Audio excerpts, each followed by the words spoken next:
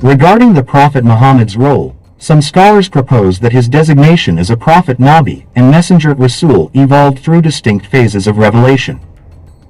According to this perspective, he became a Nabi with the revelation of Iqra, read, and transitioned to a Rasul with the later revelation of Ya ayyuha al-mudaththir, O you who are wrapped up. This distinction leads to a discussion on the difference between a Nabi and a Rasul. Some argue that a Nabi receives divine revelation but is not mandated to proclaim it, while a Rasul is specifically tasked with delivering the message to the people. This view, however, faces scrutiny, as both the Quran and Hadith suggest that both roles involve being sent by Allah with a message. For instance, the Quran states, "We did not send any messenger or prophet before you," indicating that both roles involve divine commissioning. Additionally, Hadith narrations describe various prophets with differing numbers of followers, reinforcing the idea that all prophets, regardless of their following, were sent to guide humanity. This nuanced understanding of prophethood and messengership underscores the unique role of the Prophet Muhammad and the considerable responsibilities he bore in conveying Allah's message to mankind. The assertion that both prophets, Nabi, and messengers, Rasul, are engaged in preaching is crucial. It is illogical to suggest that an individual divinely inspired by Allah would remain passive, given the Islamic mandate that knowledge should be disseminated rather than withheld. This principle extends to all Muslims, who are encouraged to actively share their knowledge and faith. Consequently, it seems inconsistent to propose that a person who has received divine inspiration would abstain from preaching, as this contradicts Islamic teachings and logical reasoning. A common interpretation posits that the terms prophet, Nabi, and messenger, Rasul, are synonymous, similar to how terms such as Taba and Astaghfar, or Zakat and Sadaqah are used interchangeably. However, this viewpoint lacks substantial support, as the Quran clearly differentiates between the two roles, suggesting that they are not merely synonymous. For instance, the Quran mentions that Allah has sent both messengers and prophets, indicating that they serve distinct functions. Another perspective is that a Rasul is given a new Sharia legal code while a Nabi follows the Sharia of a preceding Rasul.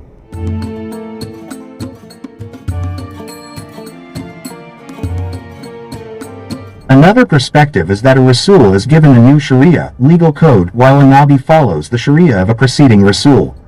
According to this view, a Rasul introduces new laws, while a Nabi adheres to them. Although this interpretation seems plausible, it encounters difficulties when applied to specific cases. For example, the roles of Moses and Aaron challenge this classification. Aaron, according to some scholars, was either a Nabi or a Rasul, but not both, raising questions about the applicability of this distinction. Furthermore, the roles of Yusuf and Maryam provide additional context. Yusuf, despite his significant role, is not classified as a Rasul under this framework. Meanwhile, Maryam, although highly esteemed, is not officially recognized as a prophetess, despite being honored in Islamic tradition. This discrepancy raises questions about the criteria for prophethood and whether the classification of prophets and messengers is applied consistently. The debate also encompasses whether women can be considered prophets. Some scholars, such as al-Hasan al-Basri and Ibn Hazm, argue that female prophets existed based on Quranic verses and Hadith. They cite examples like Maryam, who is highly revered and chosen above other women, as evidence of her prophetic status. This perspective is contested, as certain verses seem to restrict prophethood to men, leading to ongoing discussions about gender roles within prophethood. A frequently cited verse to support this restriction describes all previous prophets as men from among the inhabitants of cities, rather than Bedouin. This verse is used to argue that prophethood is limited to men. However, the discussion remains open, with various interpretations contributing to the ongoing debate about the nature of prophethood and the roles of women within it. Firstly, examining Maryam's depiction in the Quran is crucial. It is universally accepted that an angel appeared to Maryam. However, does the mere appearance of an angel qualify someone as a prophet? The evidence provided by the Sahaba indicates that the mere sighting of an angel does not confer prophethood. If witnessing an angel were sufficient for prophethood, then such a status would be common among many individuals. Clearly, the sight of an angel alone is not a definitive sign of prophethood. Our previous discussions on the types of divine communication have highlighted that angelic appearances do not necessarily indicate a prophetic role. Numerous hadiths describe instances where angels have interacted with individuals for various purposes, such as tests or guidance. For example, there is a hadith where an angel, appearing in the guise of a man, conversed with someone visiting a brother for Allah's sake, reassuring him of Allah's love for his actions.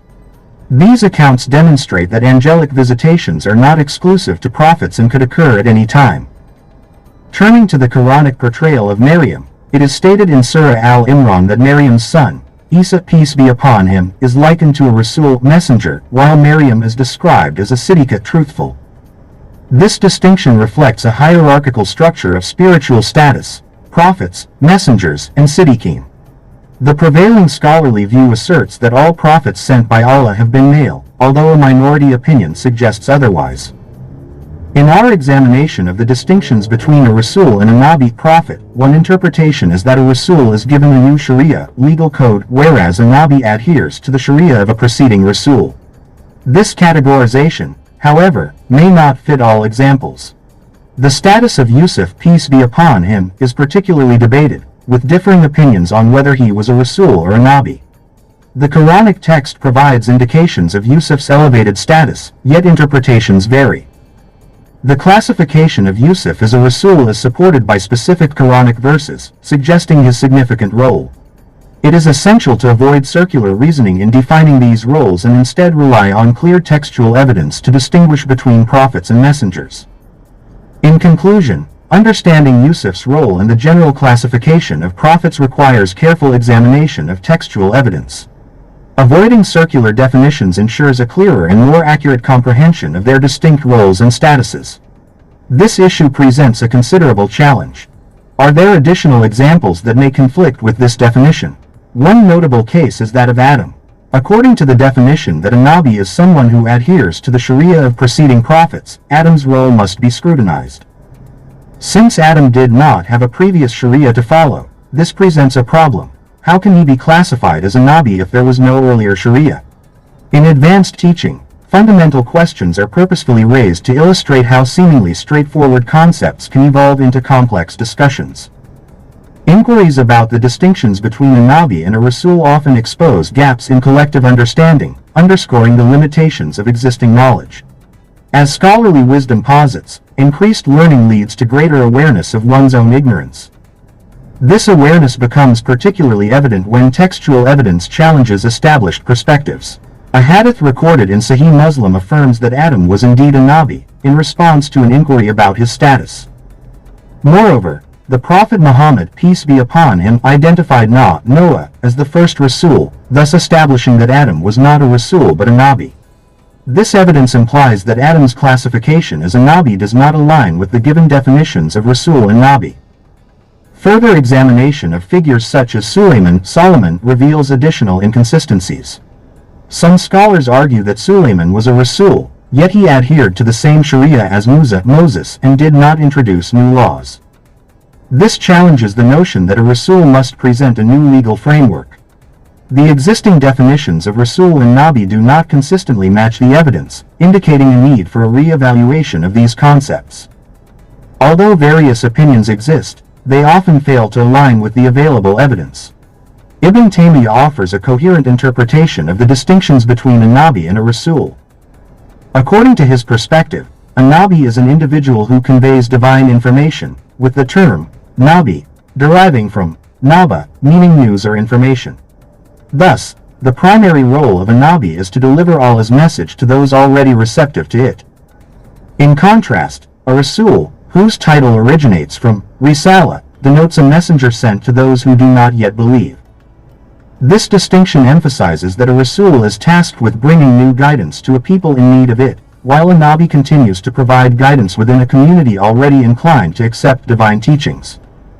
Applying these definitions allows the evidence to fit more coherently, providing a clearer understanding of the prophetic roles of Adam, Isa, Jesus, and others.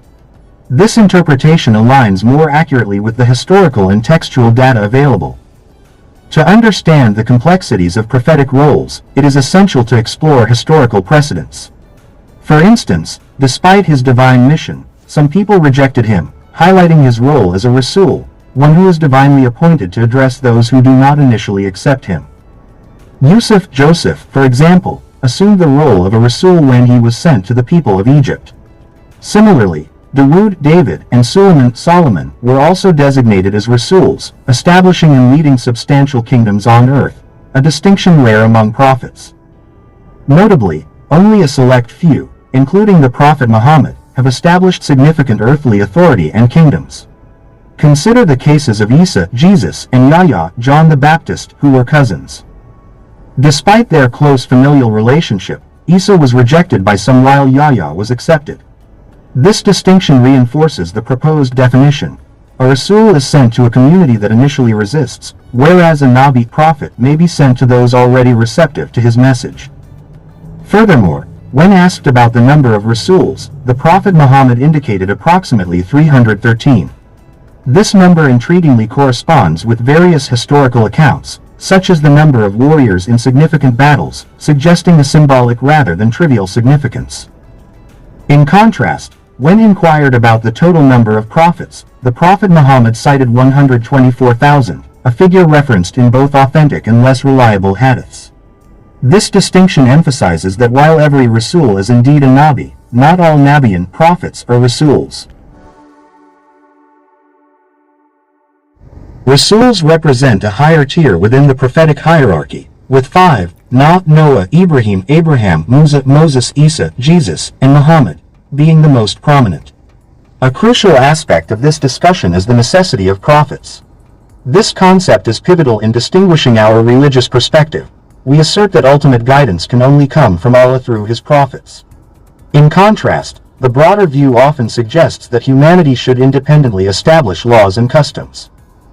We maintain that only Allah possesses the ultimate authority to legislate, and His guidance is supreme. The doctrine of prophethood illustrates a crucial aspect of divine guidance. If Allah had not appointed prophets, humanity would lack a definitive understanding of truth. Prophets act as intermediaries, imparting knowledge of right and wrong, legality and illegality, and morality and immorality. Absent prophetic guidance, societies and nations would face disparate and often inconsistent legal systems. For example, a practice deemed legal in one region might be illegal in another, underscoring the absence of a universal standard. This variability highlights humanity's reliance on subjective and often conflicting norms. In contrast, the divine law of Allah provides a universal and absolute standard for righteousness. In examining this theological perspective, it is essential to recognize the enduring significance of prophets throughout history.